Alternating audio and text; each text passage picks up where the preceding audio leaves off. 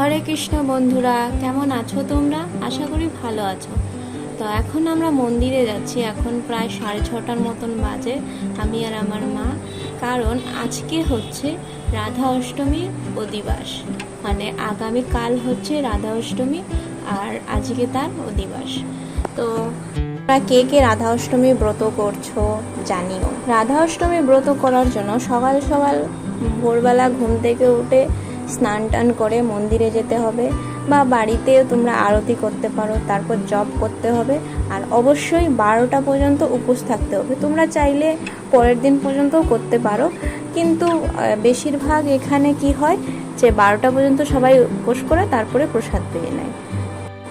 আর রাধারানীর সবথেকে প্রিয় খাবার হচ্ছে কচু। তো এই দিন কচুর অনেক ধরনের ডিশ বানিয়ে রাধারানীকে ভোগ লাগানো যায়।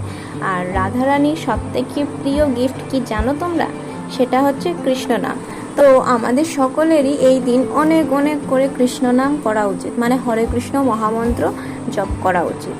এরপর তোমরা কিন্তু কমেন্ট করে আমাকে জানাও তো যে রাধারানীর সবথেকে প্রিয় রং কি। এটা তোমাদের জন্য প্রশ্ন থাকলো।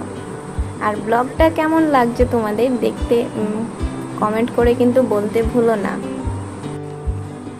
তো তোমাদের সঙ্গে গল্প করতে করতে চলে এলাম মন্দিরে। আর এখানে অধিবাসের প্রোগ্রাম শুরু হয়ে গেছে, আর কত ভিড় দেখতে পাচ্ছ।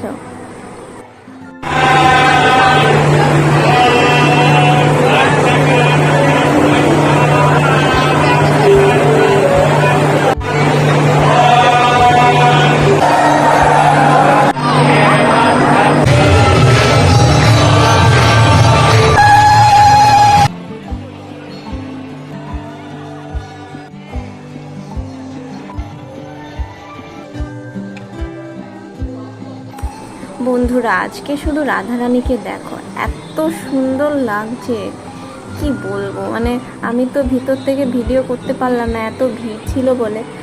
তো বাইরে এখানে তোমরা টিভিতেই দর্শন করে নাও।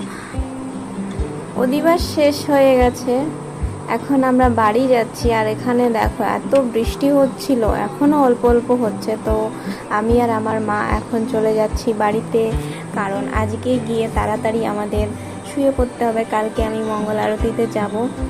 তো ব্লগটা এখানেই শেষ করছি, দেখা হোক পরের ভিডিওতে। আর ভিডিওটা কেমন লাগলো কমেন্ট করে কিন্তু অবশ্যই জানাবে। আর এরকম সুন্দর সুন্দর ব্লগ পেতে গেলে আমার চ্যানেলটাকে সাবস্ক্রাইব করে দেবে। আর দেখা হচ্ছে পরবর্তী ব্লগে। টাটা, হরে কৃষ্ণ। আর সবাই বলো রাধে রাধে।